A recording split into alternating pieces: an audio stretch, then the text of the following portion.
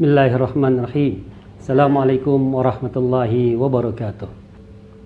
Para pecinta surah Yasin rahimakumullah. Kemudian kita beralih ke ayat yang ke-9.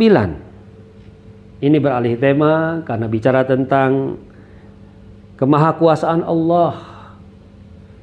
Bagaimana beliau melindungi nabinya, memelihara nabinya, menyelamatkan nabinya, yakni Nabi kita Muhammad SAW dari perlakuan dan penganiayaan kaumnya. Dalam ayat ini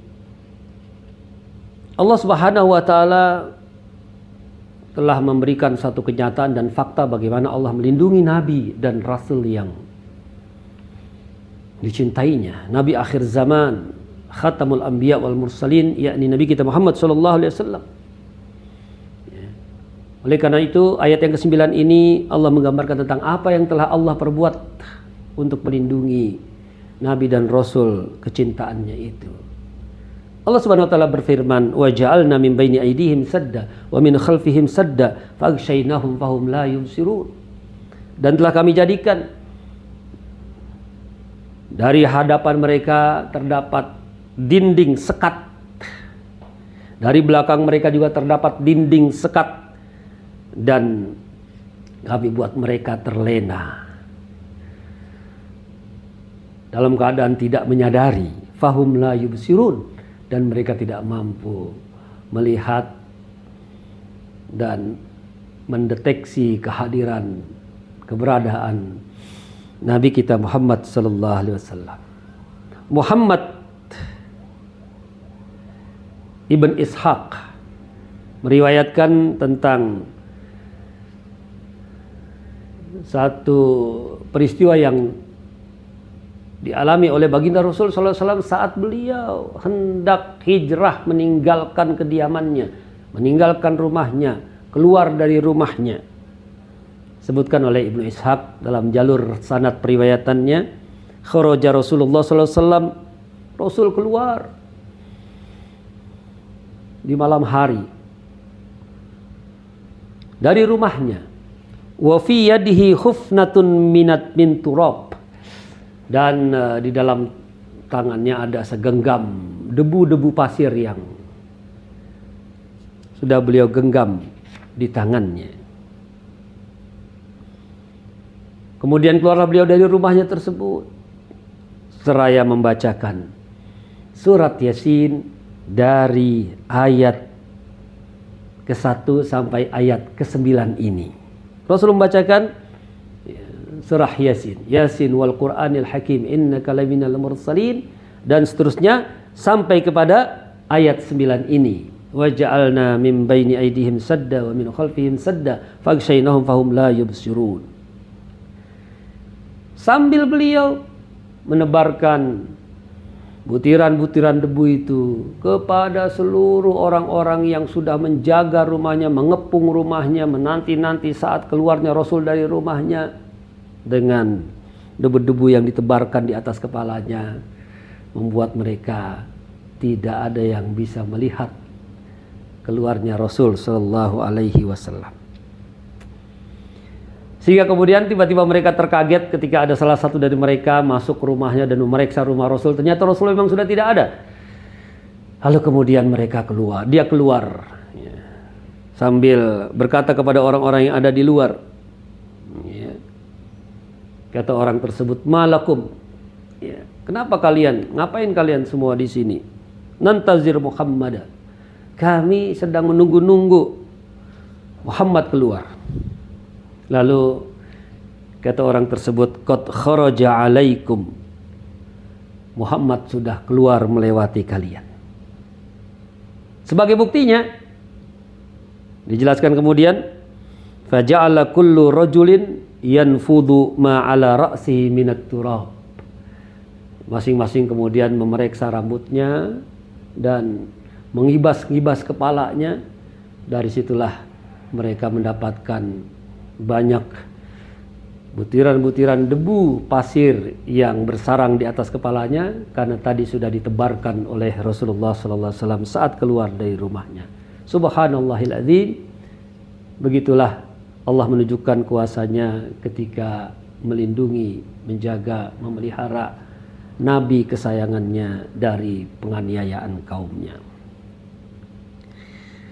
Para pecinta surah Yasin yang dirahmati Allah Subhanahu wa taala. Kemudian kita memasuki ayat berikutnya dengan tema bahwa tidak bermanfaat dan bermanfaatnya peringatan itu tergantung bagaimana pada kondisi seseorang saat dia menerima peringatan tersebut. Ayat yang ke-10 ini bicara tentang tidak bermanfaatnya peringatan. Seperti apa peringatan itu tidak bermanfaat bagi seseorang? Allah Subhanahu wa taala berfirman, "Wa sawa'un 'alaihim a andzartahum am lam tunzirhum la yu'minun." Dan sama saja bagi mereka, kau beri mereka peringatan ya Muhammad, atau tidak kau beri mereka peringatan, mereka tetap tidak beriman. Mengapa mereka tetap tidak beriman? Imam Ibnu Katsir rahimahullah dalam tafsirnya menjelaskan, yang pertama adalah qad khatamallahu alaihim biddalalah. Karena Allah telah menutup hati mereka dengan kesesatan yang mereka jalankan. Sehingga fama yufidu fihimul indzar. Itulah yang menyebabkan peringatan buat mereka tidak bermanfaat. Wala yata'atsaruna bihi, dan tidak ada pengaruh bekasnya sedikit pun peringatan-peringatan yang sampai kepada mereka.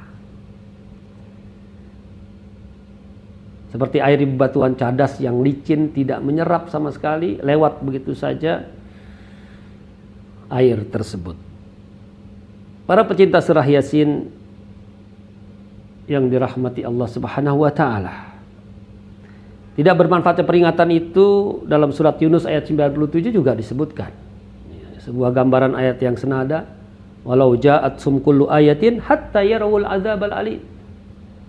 Seandainya datang pun kepada mereka semua ayat diturunkan sebagai peringatan, tidak membawa pengaruh apa-apa sampai mereka benar-benar nanti melihat di depan mata mereka sendiri azab yang pedih tersebut. Para pecinta surah Yasin yang dirahmati Allah Subhanahu wa taala. Seorang ulama ahli tafsir tematik yakni Syekh Mutawalli Asy-Sya'rawi rahimahullah memberikan sebuah tadabbur renungan yang cukup dalam tentang ayat ini, yakni menjawab pertanyaan mengapa ada orang tertentu yang sama sekali tidak berguna peringatan bagi mereka. Syekh Mutawalli mengatakan la yu'minun. Kenapa mereka tidak beriman ketika mendapatkan peringatan? Karena kata Syekh Mutawalli Asy-Sya'rawi, li'annahum qad istamta'u bi kufrihim wa isyanihim. Karena mereka telah menikmati, telah terlena dalam kenikmatan, kesenangan dari kekufuran dan kemaksiatan yang mereka lakukan. Ada orang yang hidupnya bergelimang dengan kekufuran, kemaksiatan, dan mereka menikmati itu. Bahkan mereka menjadikan itu sebagai bahagian dari mata pencaharian mereka. Bisa memperbanyak pundi-pundi keduniaan mereka, tetapi dari kekufuran dan kemaksiatan yang mereka lakukan. Sehingga peringatan buat mereka menjadi tidak ada gunanya. Bicara sorga atau neraka terhadap mereka pun tidak akan pernah digubris. Karena mereka telah menikmati semua apa yang mereka inginkan dari perhiasan dan kekayaan dunia ini dengan kekufuran dan kemaksiatan mereka. Hal ini sungguhnya senada dengan satu hadis sahih riwayat Imam Al-Hakim dalam kitab Al-Mustadraknya. Dikuatkan juga dengan hadis-hadis riwayat sahih lainnya, yaitu sabda Rasulullah sallallahu alaihi wasallam yang dibawakan oleh Abu Hurairah radhiyallahu an. Rasul sallallahu alaihi wasallam bersabda, "Idza adnabal abdu," apabila seorang hamba itu melakukan perbuatan dosa, nukitat fi qalbihi nuktatun sauda fi qalbihi, maka kemudian akan digoreskan, ditorehkan di dalam hatinya itu titik-titik hitam. Karena itu semakin banyak perbuatan dosa secara akumulasi dia lakukan begitu banyak, begitu, maka semakin banyaklah noda-noda hitam dalam hatinya. Maka ketika seluruh hatinya sudah terisi, tergores dengan noda-noda hitam tersebut sampai tertutup hatinya menjadi hitam, dan itulah yang membuat sama sekali tidak berguna peringatan buat mereka. Aku qouli hadza wa astaghfirullahaladzim li wa lakum billahi taufiq wal hidayah. Allahumma wafiq ila aqwamit thariq. Assalamualaikum warahmatullahi wabarakatuh.